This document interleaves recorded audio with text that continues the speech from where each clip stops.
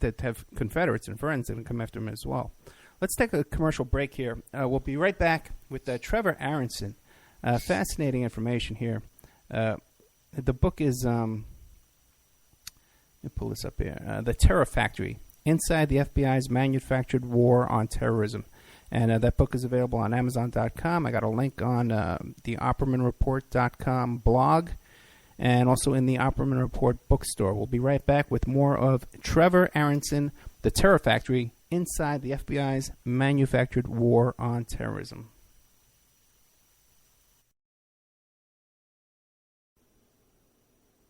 And now a word from our sponsors. Pacific West Bamboo, your premier source for sustainable building material.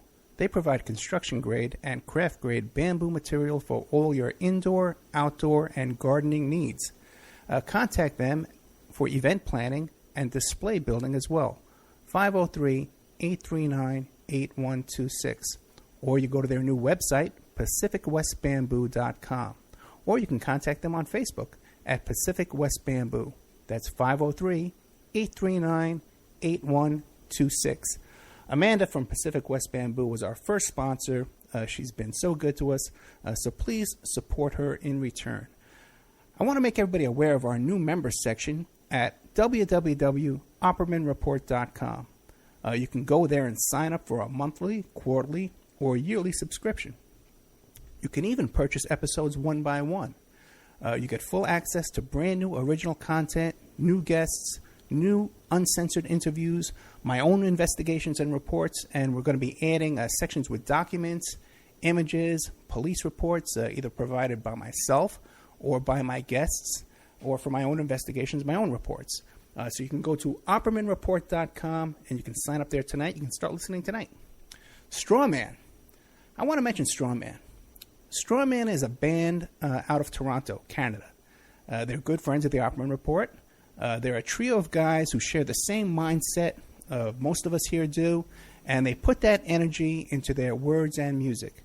So check them out at strawmanmusic.com and drop them a line to let them know that you heard them here on the Opperman Report. We'll be doing an interview with Sean Duffy soon.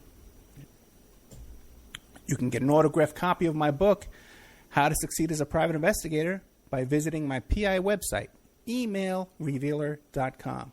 We also offer a computer and cell phone forensics. We can recover deleted text messages to uncover infidelity. We offer asset searches, locates, email tracing, background reports, and we can even trace your spouse's email address back to internet dating websites to catch them cheating online. You can reach us at 800-572-9762, or you can email me at emailrevealer@aol.com. New World Mexican Women. Everyone loves the New World Mexican Women, and their line of fine, handcrafted, authentic Mexican jewelry of stone mosaic and abalone stone inlay. In their first book, titled New World Mexican Women, available on lulu.com, they teach you how to make this jewelry, and they have a collection of love letters to their men from their hometown that have immigrated to the United States to find work. They have also published a new book entitled Azuquina to the Rodeo. It's about a young girl that falls in love with a rodeo bull rider, and she runs away with him without telling her family. You can find the New World Mexican Women by Googling New World Mexican Women. And you can ask them about their deals on wholesaling their fine jewelry and all of the other projects that they have going on. If you'd like to have your business or website advertised here and promoted all over the world on dozens of stations every day, give us a call at 800-572-9762 or email oppermanreport@gmail.com. And now back to our show.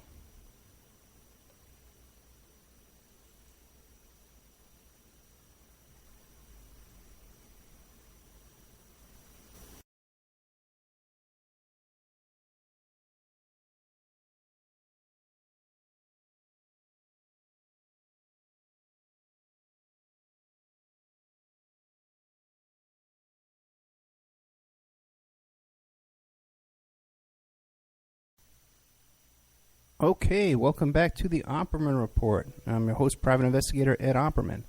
Tonight we're here with our guest, Trevor Aaronson. is the author of The Terror Factory, Inside the FBI's Manufactured War on Terrorism.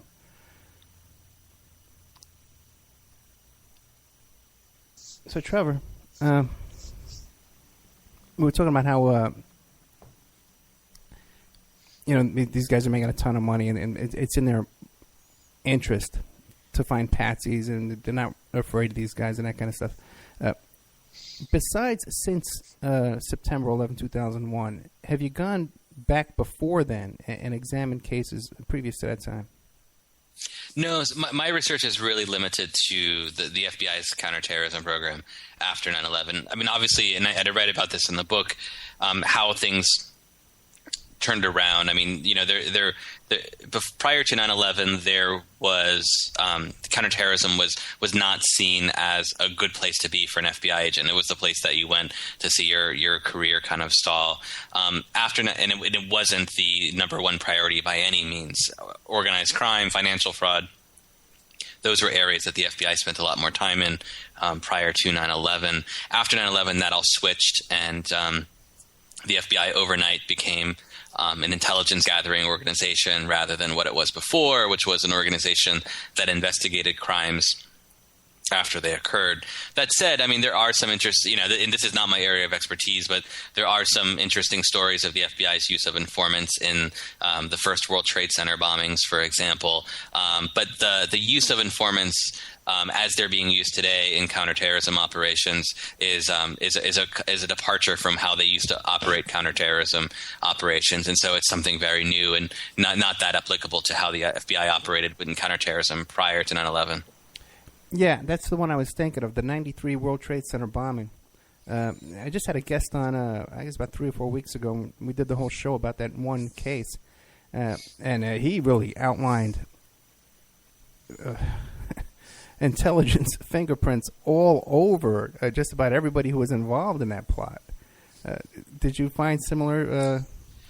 Well, what I would say is, the problems with as I understand it, and again, this is not my area of expertise as much as after 9/11. My understanding with the first World Trade Center plot and the informant, and then also what happened on 9/11, is that there really has been a pattern of the FBI's failure not being its ability to gather intelligence, but rather its failure to analyze that intelligence and understand what's important and react to it, right? And so in the first World Trade Center bombing, we had an informant in play who was providing information about that particular cell. Prior to 9/11, we had information, most notoriously from the San Diego field office about the hijackers, talking about how people were trying to get flying lessons but had no interest in learning to land. Again, that was information that the FBI was able to gather.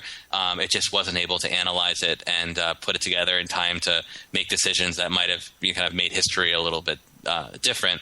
And what's interesting, too, I think, is that if you look at how the FBI's human intelligence network works, which is what I write about, the use of informants to gather intelligence, as well as the programs that Edward Snowden exposed through his leak of documents, the bulk surveillance, the digital surveillance. What the federal government and the FBI and the intelligence agencies did after 9/11 was use that event as an excuse to build more of an apparatus to collect more and more intelligence on people, even though history shows that the problems weren't that there wasn't enough intelligence. The problem was that we didn't know what to do with the intelligence that we've had. And I think, a criticism that you can make of the FBI and the CIA and the NSA now is that they're dealing with an even larger problem because they have all of this information, all of this intelligence, much of it through bulk surveillance and the human intelligence network, largely worthless. But then how do you separate the wheat from the chaff? And I think, what we've seen is that the government had trouble doing that 20 years ago, 10 years ago, when they were dealing with a lot less data. Now they have a compounded problem because they thought, or they sold to America the idea that collecting more and more information was actually the what they needed to do to make us safer. Have you run across a single case where from these widespread wiretaps and recordings and surveillance that they heard a trigger word and they set off an alarm and then they swooped in and busted some guys? So what's interesting, obviously, is after Snowden's documents were released, the NSA Director Clapper had said, "Oh well, these programs, stopped X number." I think the first number was 11 terrorist plots, and then he was pressed on that, and they asked, "Well, how many were actually? Give me examples of terror plots that were stopped as a result of this." And he wasn't able to cite any. And so there's no evidence that I've seen that's been made public. Obviously, this is a very sensitive area. Not everything is made public. But when given the opportunity, the NSA wasn't able to cite any cases here that were thwarted as a result of bulk surveillance. There is a really interesting area of these cases that needs more exploration, and that is the use of what's called backdoor 702. This is kind of getting in the weeds, but the idea of bulk surveillance and is that the NSA is collecting all sorts of information, and so if they have a wiretap on someone, they will be a warrant on someone. They'll be grabbing all communications they have with this person. And under Backdoor 702, the intelligence agencies, including the FBI, are allowed to go back in time, so to speak, and say, okay, look, I'm interested in this Ed Opperman guy. Let me go Backdoor 702 and see what he said about certain things or what he wrote in an email back then.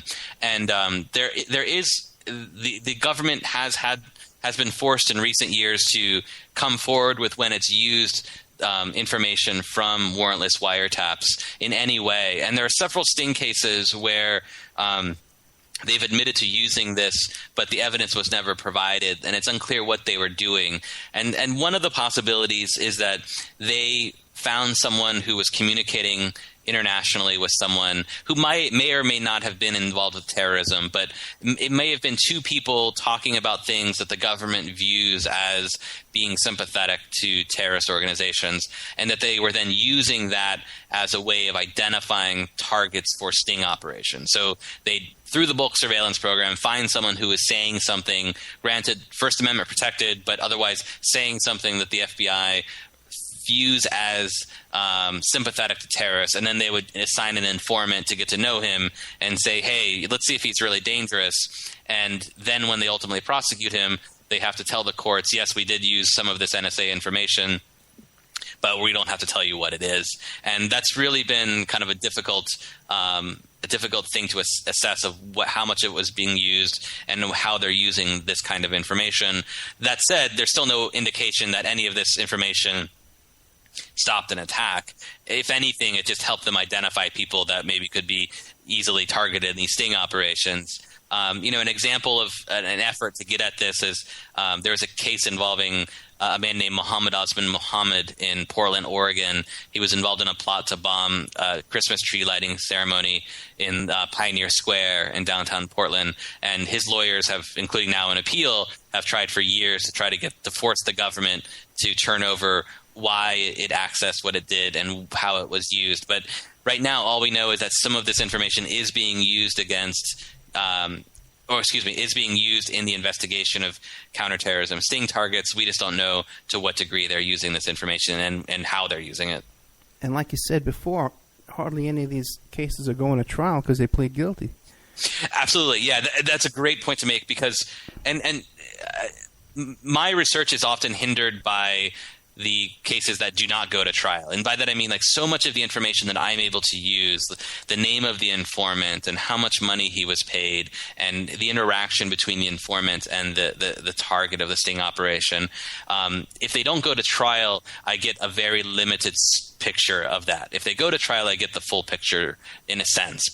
And so what makes my research difficult is that there may be examples that are even more egregious than the ones I know about, but unfortunately because plea deals were taken in these, there wasn't a full discovery process, and my ability to get access to this information is essentially closed until 30 years later when I can finally get access to it through FOIA.